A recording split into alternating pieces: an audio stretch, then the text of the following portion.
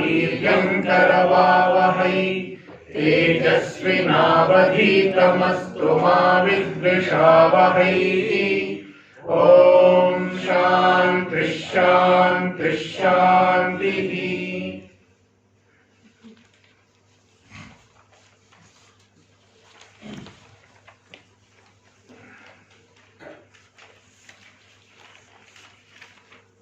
श्लोक सर्गस्थिति प्रलय हेतुमचिन्त्य शक्तिम् सर्गस्थिति प्रलय हेतुमचिन्त्य शक्तिम् विश्वेश्वरं विदित विश्वमनन्तमूर्तिम् विश्वेश्वरं विदित विश्वमनन्तमूर्तिम् निर्मुक्तबन्धनमपार सुखाम्बुराशिम् निर्मुक्तबन्धनमपार सुखाम्बुराशिम् श्रीवल्लभं विमलबोधघनं नमामि श्रीवल्लभं विमलबोधघनं नमामि यस्य प्रसादादहमेव विष्णुः यस्य प्रसादादहमेव विष्णुः मय्येव सर्वं परिकल्पितं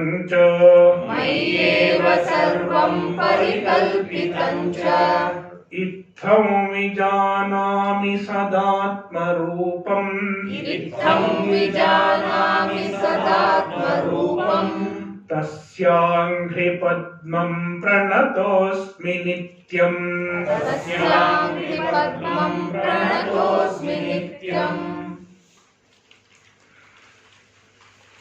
श्लोक 46 प्रत्यक्परोक्षतैकस्य प्रत्यक्परोक्षतैकस्य सद्वितीयत्वपूर्णता सद्वितीयत्वपूर्णता विरुध्येते यतस्तस्मात् विरुध्येते यतस्तस्मात् लक्षणा सम्प्रवर्तते लक्षणा सम्प्रवर्तते।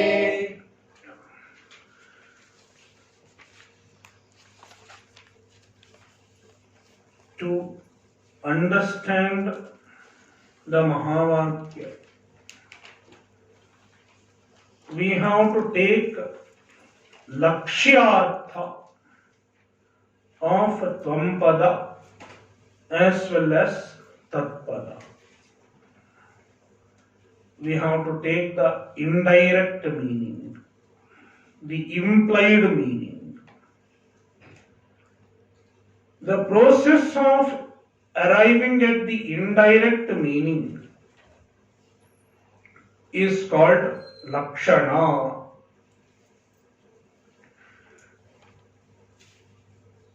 There are three types of lakshanas: jahal lakshana, ajahal lakshana, and bhaga lakshana.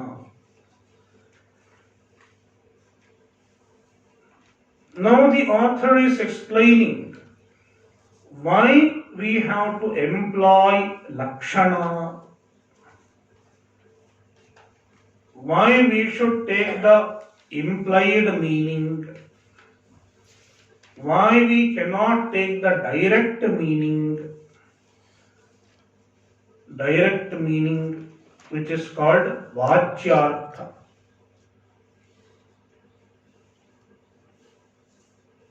The author says, if we take vachyartha, the Mahavakya does not make sense. Why the Mahavakya does not make sense? Because the vachyartha of Tvampada and the vachyartha of Tatpada have mutually opposite characteristics.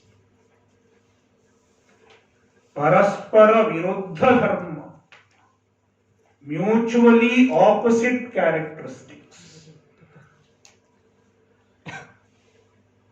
Therefore, they cannot be equated. Therefore, the equation does not hold good if we take the Vakyartha. And in what way they are viruddha? In what way the Vakyartha of Tvampada and the Vakyartha of Tatpada are mutually opposite? The author gives two examples. There are many opposite attributes. One is Sarvajñatva, Alpajñatva. The Jiva, Tvampada Vakyartha, is Alpajña. It has limited knowledge. And the Ishvara, the Vakyartha of Tatpada, is a Sarvajña, all knowledge. So, Alpajñatva, Sarvajñatva. This is one virodha. Likewise, there are many others. Sarva Shaktiman, Alpa Shaktiman. Jiva has a limited power, limited say over things. And Ishvara is Sarva Shaktiman, all power. He has say over everything. Likewise, Pratyaksha and Paroksha. Pratyak Parokshata. Jiva is Pratyak. Pratyak means aparoksha in this context. Jiva is evident to us. I am a Jiva. I know myself as a Jiva. So it is aparoksha or pratyaksha. And Ishvara is paroksha. Paroksha means remote, not known through senses, not directly evident to us. There is Ishvara, someone else has to tell me. That is why many people do not accept the presence of Ishvara. Why? Ishvara is paroksha. You cannot see. So Jiva is pratyak, means pratyaksha, and Ishvara is paroksha. This is one virodha, one of the mutually opposite characteristics. So pratyak parokshata ekasya viruddhyate. So ekasya, of the same thing, pratyak and paroksha is not possible. The same thing cannot be pratyaksha as well as paroksha simultaneously. Viruddhyate. Therefore, the Vakyartha cannot be taken. And Sadvitiyatva Purnata. Jiva is Sadvitiya. This is another opposite attribute. Jiva is Sadvitiya.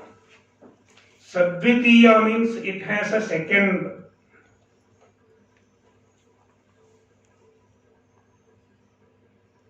Dvitiyena saha vartate. It is Sadvitiya.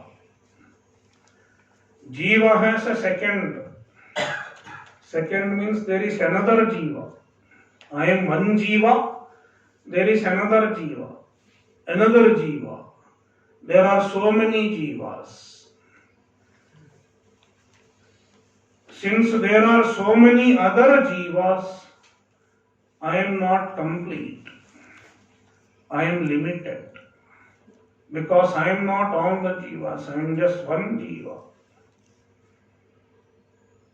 So I am a limited individual because there are many other individuals like me. It is Sadvitiyatva.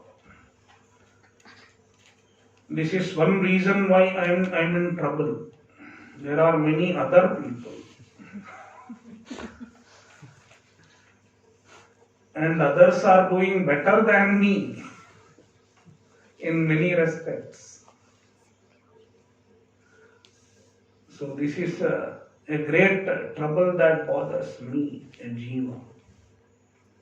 So jiva has Sadvitiyatva. And Ishvara is Purna, being all pervasive, being the cause of everything. Ishvara is Purna, complete. Jiva is Samsari, Ishvara is Asamsari. So all these attributes are mutually antagonistic to each other, mutually contradictory to each other. Parasparam viruddhyete. Therefore, the Vakyartha cannot be taken. The Vakyartha does not fit. Therefore, lakshana sampravartate. We have to apply lakshana. Lakshana works.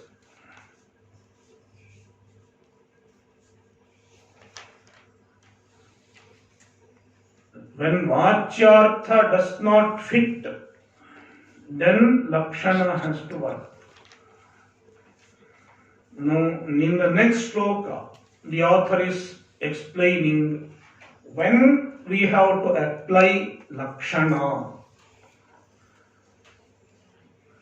Manantara virodhetu. Manantara virodhetu. Mukhyarthasya parigrahe. Mukhyarthasya parigrahe. Mukhyarthena vina bhute. Mukhyarthena vina bhute. Pratitirlakshanochyate. Pratitirlakshanochyate. So there is another reading. Mukhyarthasya parigrahe. It is another reading. Both readings can be explained, but the explanation will vary. If there is one extra line, as here, we have to give a slightly different explanation. If it is Mukhyarthasya parigrahe, then we have to give slightly different explanation. And the second line, Mukhyarthena avinabhute, Mukhyarthena avinabhute, Pratitir lakshanochyate is there. Another reading is Pravrittir lakshanochyate. Pravrittir lakshanochyate is another reading. But there is no much difference in the meaning. Manantara nirodhe or virodhe? Manantara nirodhe is there. Nirodhe is also fine. In another reading, virodhe is there. Yeah. Manantara virodhe is a better reading, though nirodhe is also fine. I will take the reading Mukhyarthasya parigrahe. Mukhyarthasya parigrahe, Manantara virodhe. I will take that reading. Okay. Manantara virodhe tu Mukhyarthasya parigrahe. I will take that reading.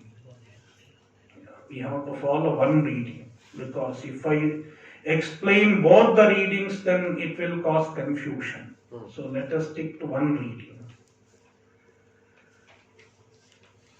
So when we have to apply lakshana.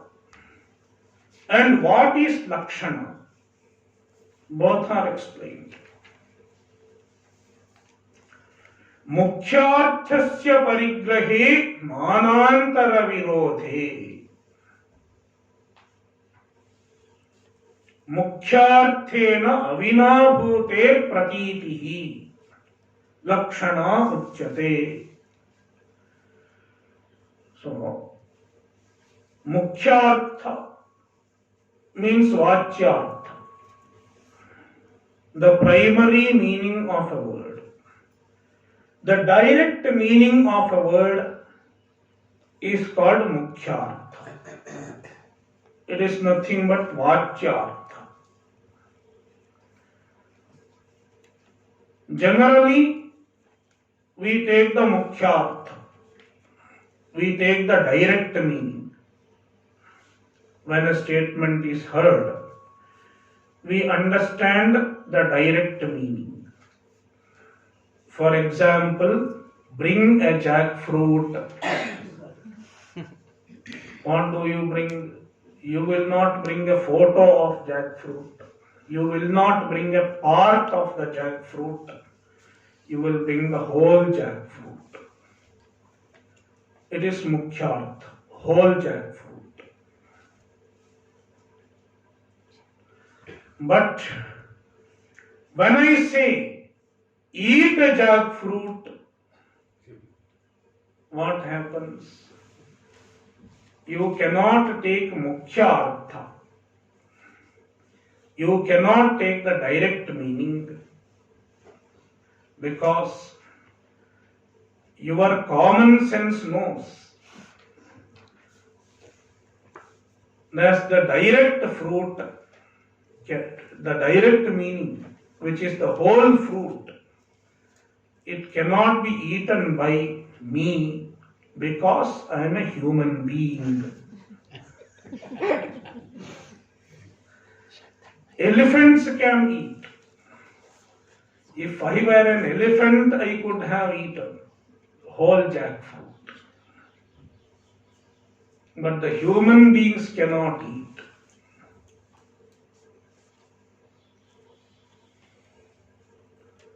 So, manantara virodha. Manantara means another means of knowledge.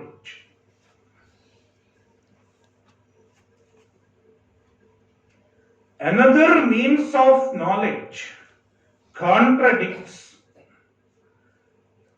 the meaning. When another means of knowledge contradicts the meaning, then mukhyartha cannot be taken. So here another means of knowledge is my understanding, my previous understanding, my common sense. I am a human being and I cannot eat the jackfruit, the whole jackfruit. I have an understanding. It is manantara. It is another means of knowledge. So, if I have to take the mukhyartha, it should not contradict another means of knowledge. When the mukhyartha is contradicted by another means of knowledge, then we have to apply lakshana. And what is, how to apply the lakshana? By lakshana, we arrive at the lakshyartha. And the lakshyartha should be closely related to the vacyartha. Anything cannot be taken as the lakshyartha. The lakshyartha has to be invariably associated with the vacyartha. The implied meaning has to be the one which is directly associated with the Vakyartha. For example, ashram is on Ganga. When I say ashram is on Ganga, what will be the lakshyartha of the word Ganga? It cannot be the bank of Yamuna. It has to be the bank of Ganga only. Therefore, mukhyarthena avinabhute pravrittihi. Understanding a meaning which is avinabhuta, which is invariably connected with the mukhyartha.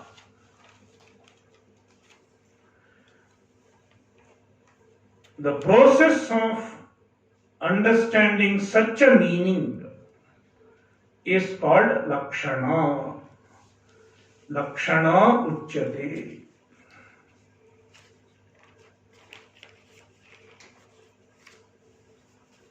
So when we apply lakshana, when the direct meaning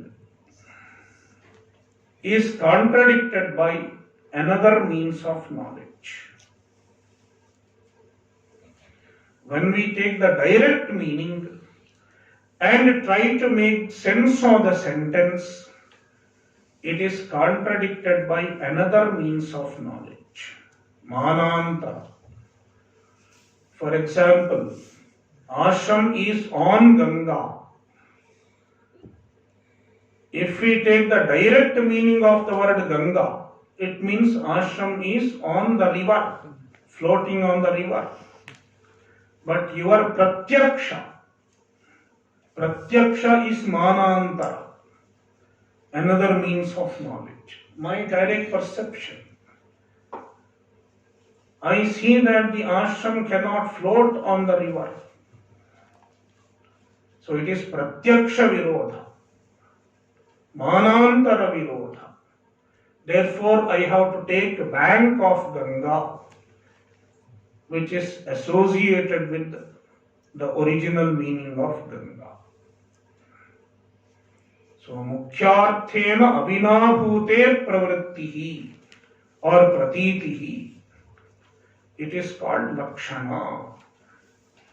So, this is a very beautiful, very good definition of lakshana. What is lakshana? You can say this shloka.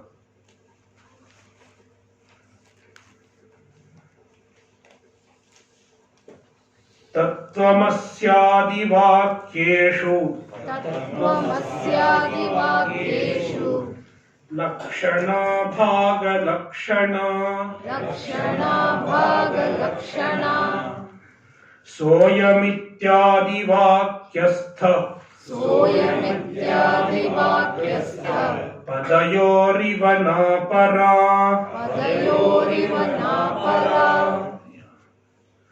So, tattvamasyadivakyeshu, in the statements like tattvamasi, etc.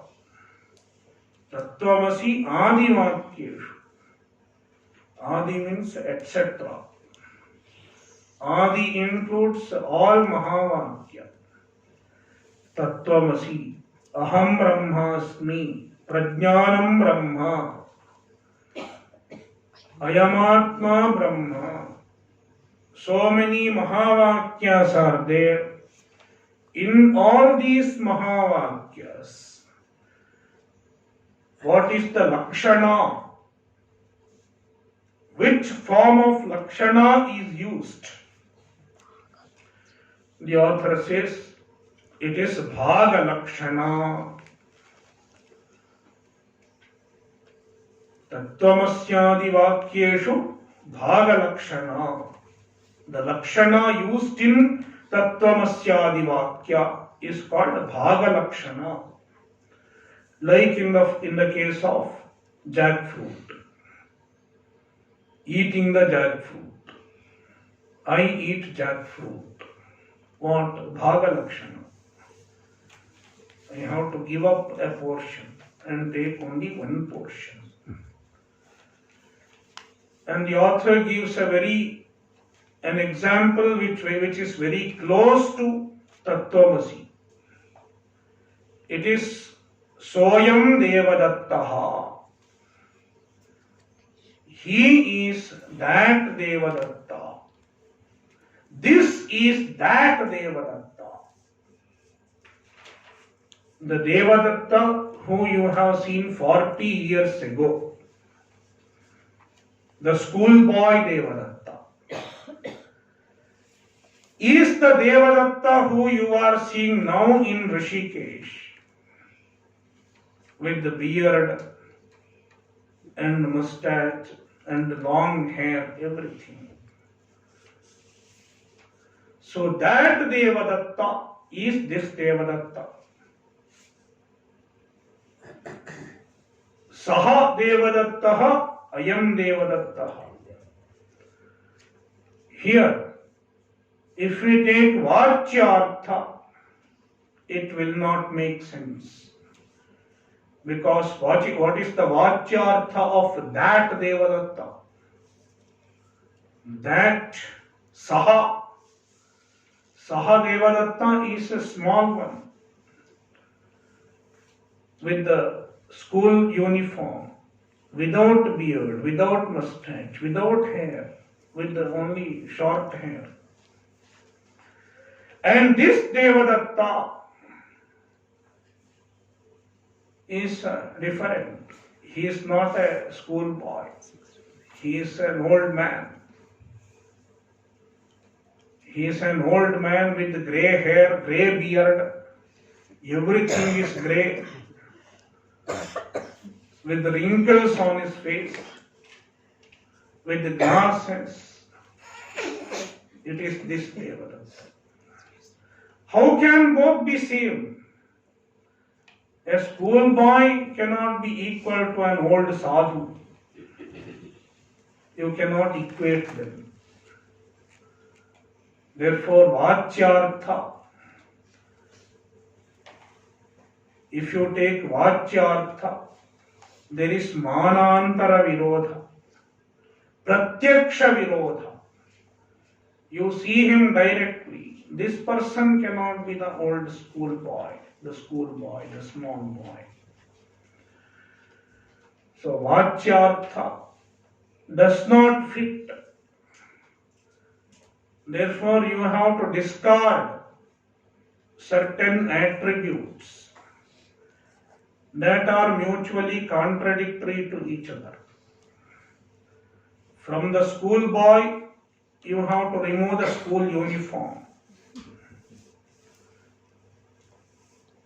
You have to remove all the attributes pertaining to that place and that time. You have to see only the features that are unique to Devadatta. The features that are unique to the person called Devadatta. Only that feature you have to keep in mind. And you have to see whether the same features are there in this Devadatta or not. This Devadatta also has the same unique features which that schoolboy had.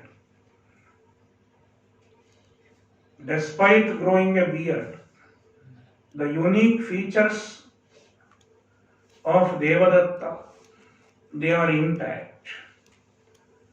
The appearance of the face, the complexion, the color of the eyes, so many things remain same. So, it is aviruddhamsha.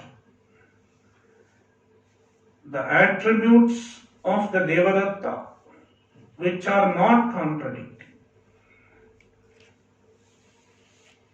That is how you can recognize the sameness, the oneness between that Devadatta and this Devadatta. and then you understand. Though the appearances are different, though the places are different, though there are so many changes, yet this person is the same person. You understand. When you remove all the opposite attributes in your mind.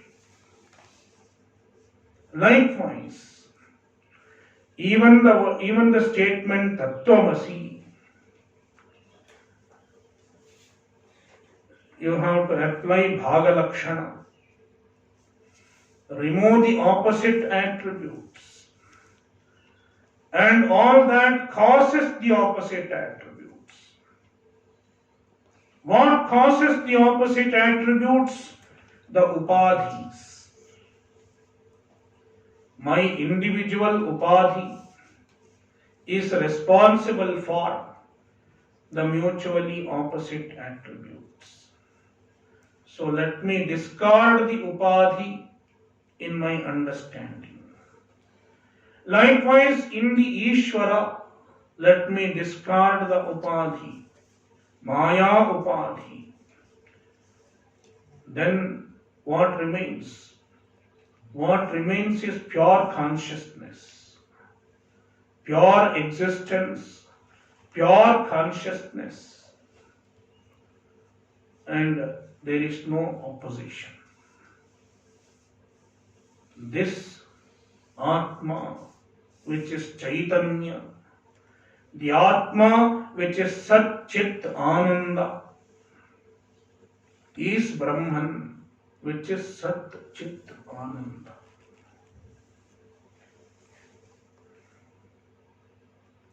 So, Soyamityadi Vakyeshu Vakyastha Padayoriva.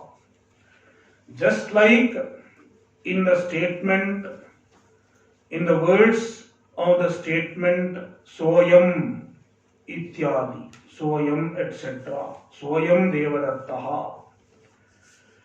How we take bhaga-lakshana, even in Soyam Devadattaha, we have taken bhaga-lakshana. We have removed the mutually opposing attributes and taken a part of the Vakyartha as the implied meaning. Na apara, not any other lakshana. We cannot take jahal lakshana or ajahal lakshana here. We have to take only bhaga lakshana. So then the statement makes sense. You understand what Tattvamasi has to convey. Tattvamasi is not equating you to Brahman along with your upadhi. Tattvamasi is not equating you to Brahman as a limited individual. You have to understand your true nature, which is distinct from the body and mind. The Atma, the Chaitanya, and the Chaitanya, which is your true self, it is Brahman, the all-pervasive, the infinite. This is what Mahavakya conveys. If we try to understand Tattvamasi with our body, with our limited individuality, it won't make sense. But when we understand, I am not the body, I am the consciousness, then Tattvamasi makes sense. You, the consciousness, is infinite. The one without a second, the Ananta.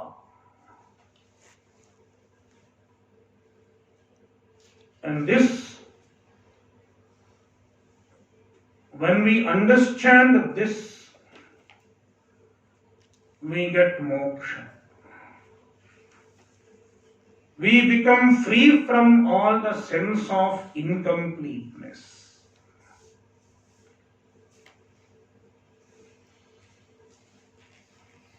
We become free from all the problems associated with the life. We become free from the psychological vulnerability, the emotional vulnerability, and that is moksha.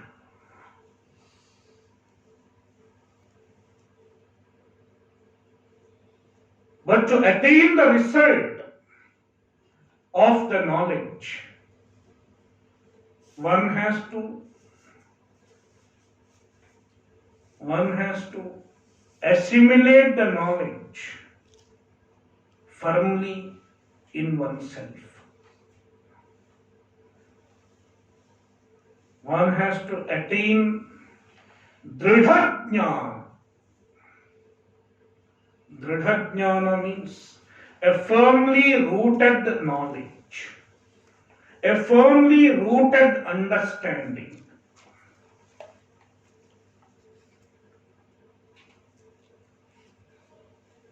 Not a shaky knowledge.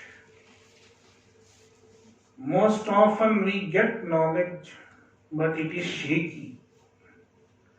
Shaky means no clarity.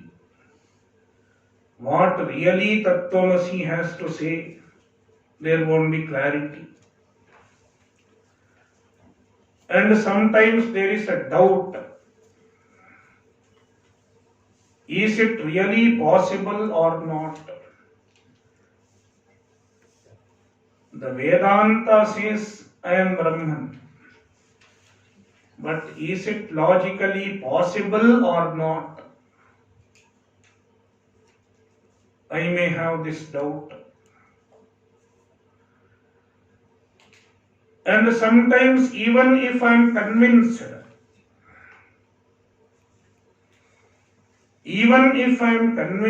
properly, I am Brahman, the knowledge is not available to me when needed, especially at the time of crisis. When I am in trouble, I am not able to remember I am Brahman.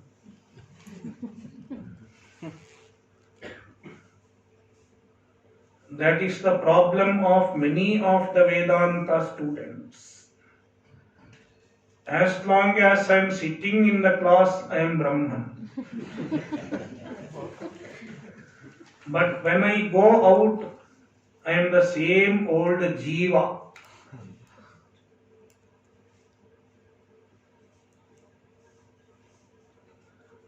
Therefore, to get the Dridha Jnana,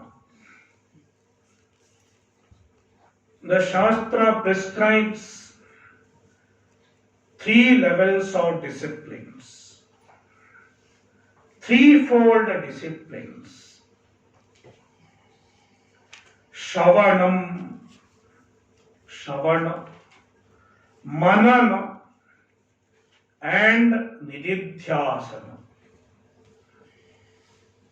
Shravana, Manana, and Nididhyasana. Nididhyasana. Nididhyasana. Nididhyasana.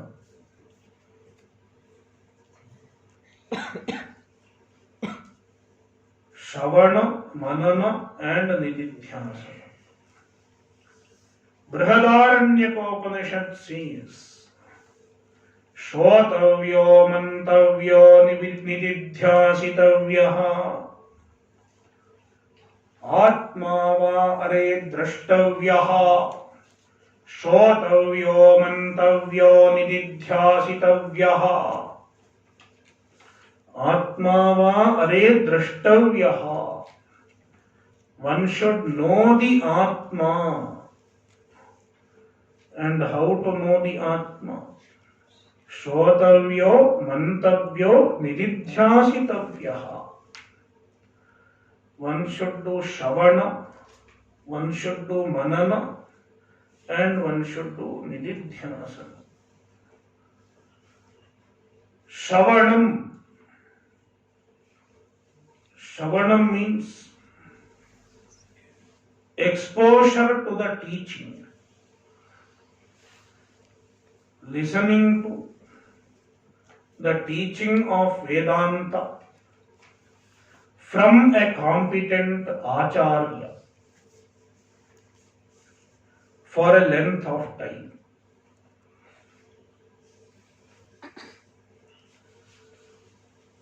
The vision has to be understood only through Shavana.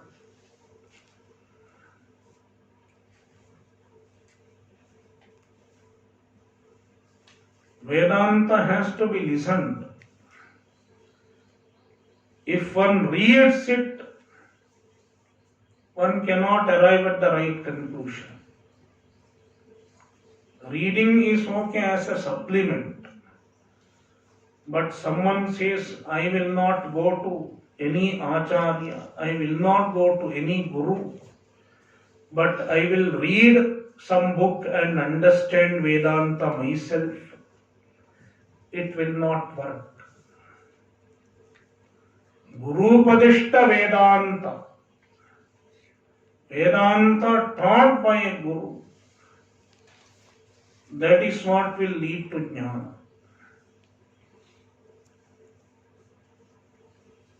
So, Shavanam,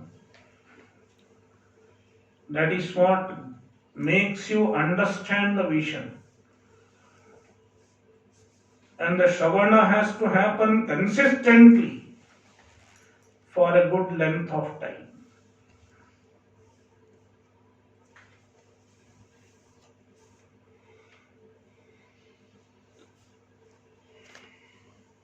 Then,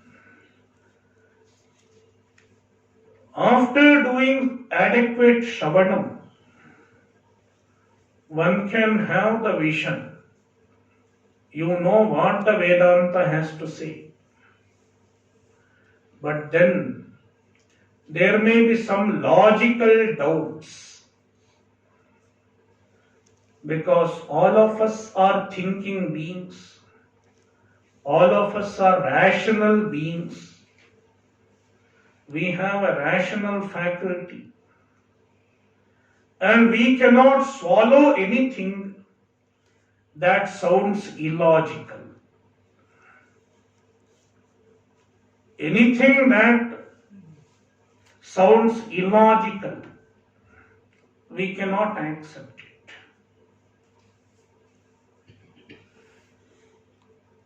Therefore, when we hear Vedanta,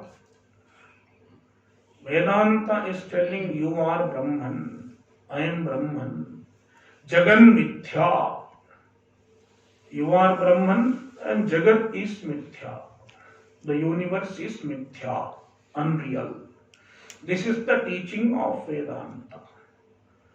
But then you get a doubt. Is it logically tenable or not? Is it logically possible to be so? Because until we came to Vedanta, we have been thinking that the world is real. Because we see the world, we experience the world. And if we experience the world, if we see the world has to be real. This is our general understanding. And our understanding seems quite logical to us. But then when the Vedanta says, the Jagat is Mithya, you are Brahman, we get a doubt. Is it logically possible to be so?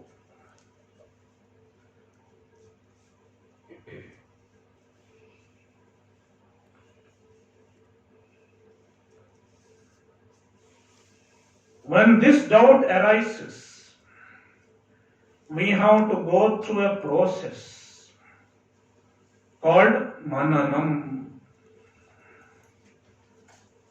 Manana involves reasoning.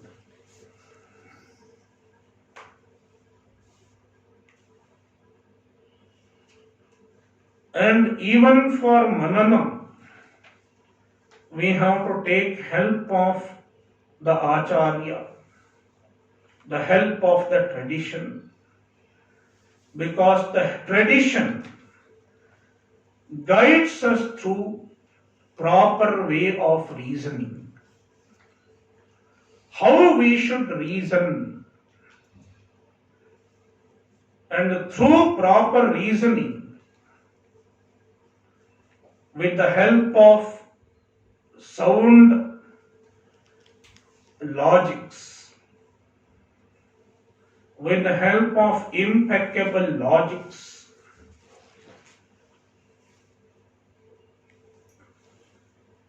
the tradition itself shows us how the teaching of Vedanta is not illogical. How the vision of Vedanta is logically supported and how it is not illogical.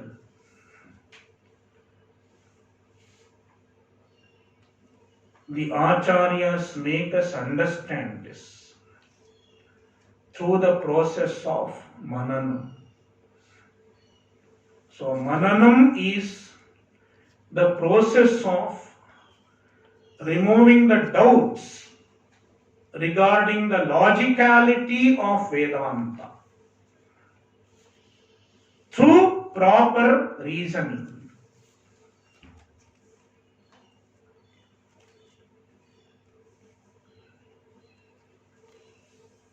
So, as a result of mananam, you are convinced.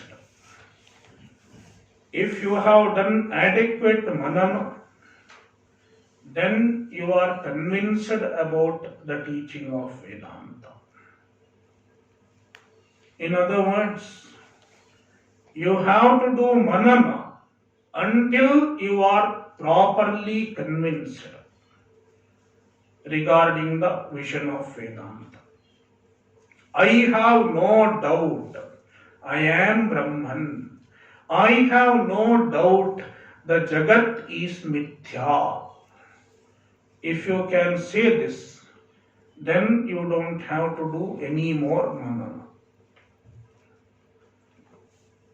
But until then, one has to do Shravana as well as manana.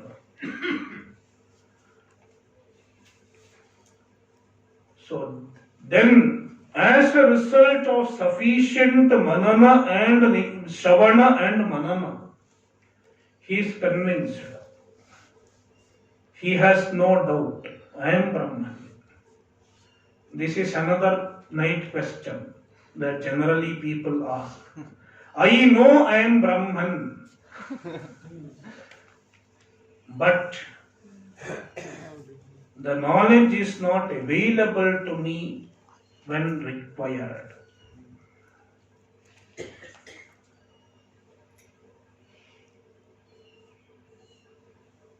We lose sight of knowledge when it is needed. What is the solution?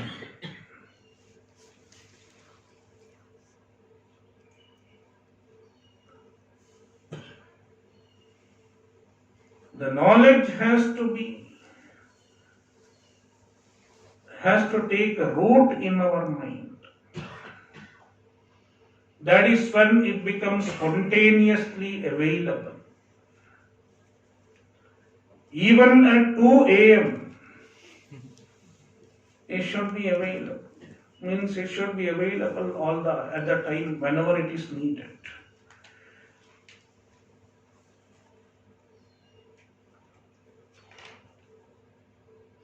We have assimilated our identity as a Mr. So and so or Miss So and so. Your name. Your name is spontaneously available to you, effortlessly available to you. At no point of time you lose sight of your name. If I ask your name, you don't have to look into mobile phone. Let me tell you my name, just a minute. You don't have to look into your mobile phone. As soon as I ask your name, it occurs in your mind. You are able to say it. Because your name as an identity, it has been assimilated.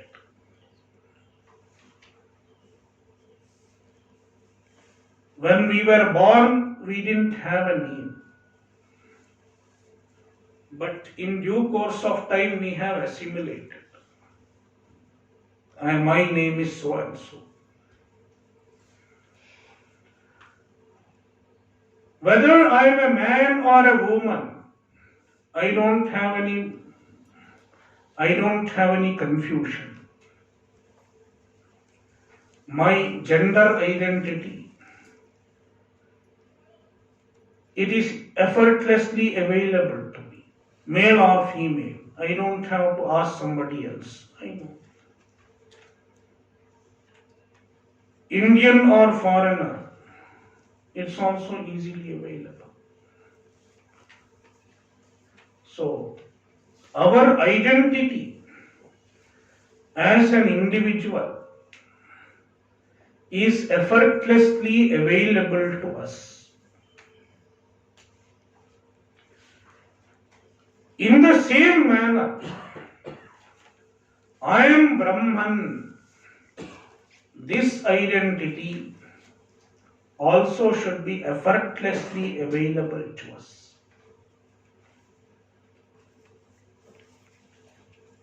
Spontaneously available to us. That is when we can say we have dridha jnana, firmly rooted jnana, firmly assimilated jnana. So the knowledge has to be made available effortlessly. And to make the knowledge available effortlessly, one has to practice abidance in the knowledge. Abiding in the knowledge. Deliberately, with effort. It is called nididhyasanam. Nididhyasanam means a deliberate abidance in the knowledge. A deliberate abidance in the vision of Vedanta, with the aim of internalizing the knowledge.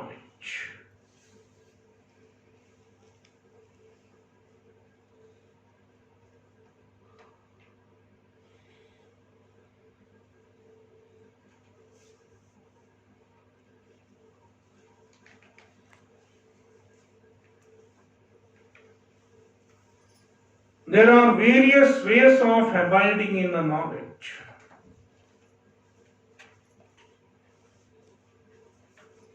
Tat chintanam, tat kathanam, anyonyam tat prabodhanam, etadeka paratvancha, brahmabhyasam vidurbudhaha. Nididhyasanam is called brahmabhyasam. another word for nididhyasana. Brahmabhyasa. How to do it? Tat chintanam. Contemplating on the teaching of Vedanta.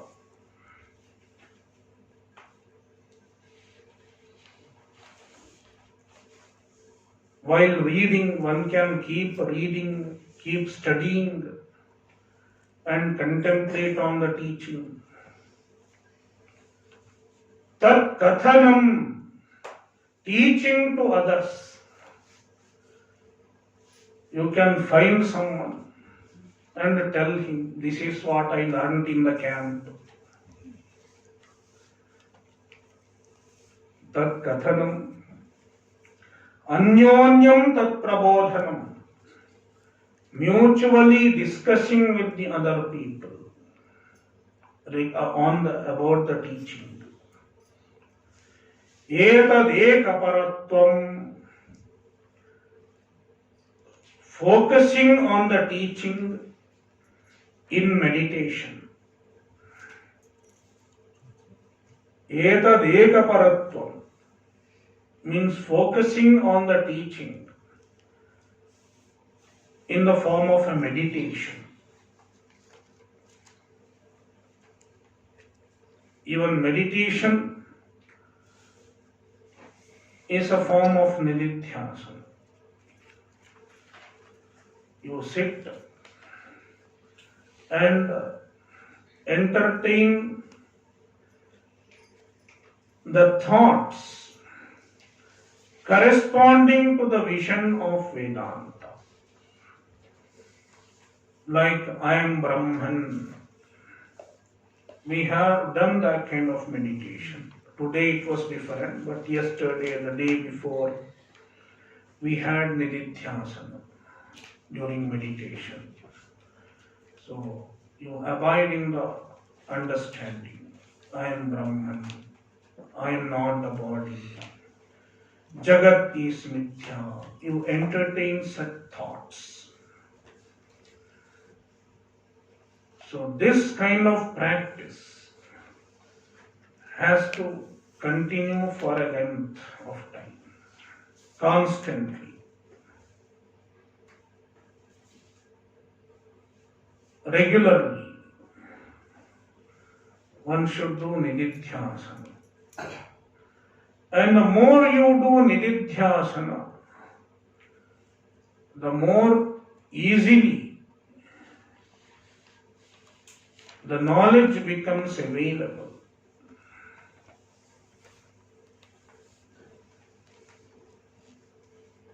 The knowledge becomes more and more spontaneously available in your mind.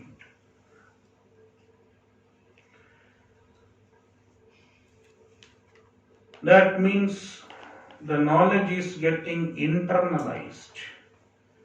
The knowledge is percolating into every part of your mind. It is like, putting the sugar into coffee and stirring it. Just putting the sugar into the coffee does not make the coffee sweet. Likewise, just understanding the fact, it does not change our personality. It doesn't bring transformation. The knowledge has to be stirred and it should be made available in every cell of our personality, in every part of our personality.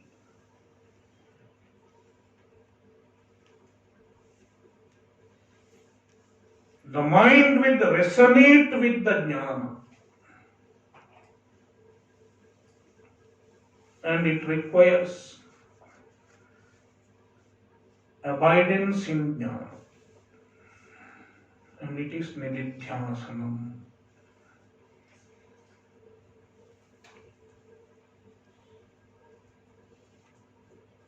So when you get dridha jnana. When the knowledge is spontaneously available in you, you see the result of the knowledge. The result of the knowledge is experienced as you assimilate the knowledge.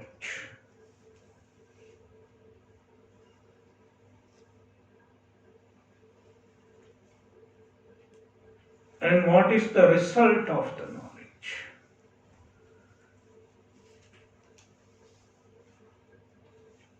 You find a sense of satisfaction within yourself. Atmanyev atmana tushtaha.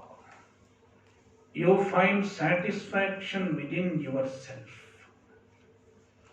You find a sense of fulfillment in yourself. And you are free from hatred, free from desires, free from attachment to the world, free from desire for any external sources of happiness, and freedom from insecurity, vitaraga bhaya krodha. All these are the results of the knowledge that you can see. You don't have to wait till death to get the result of Atmajnana. It comes as and when you assimilate. If you have assimilated a little bit, you will see a little of the result.